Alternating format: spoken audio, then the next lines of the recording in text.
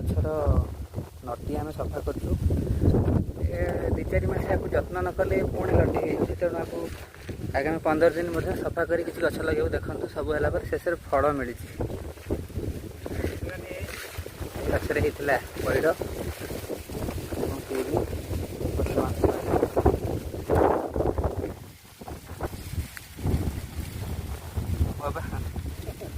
देखिए मीठा केमती अच्छे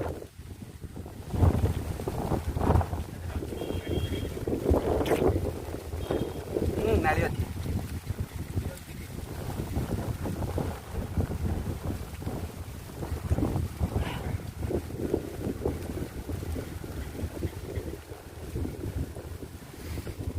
बढ़िया तो कूले पानी अधिका पानी उषुम पानी यहाँ पुणी अच्छे आ 2-3 गछ रहा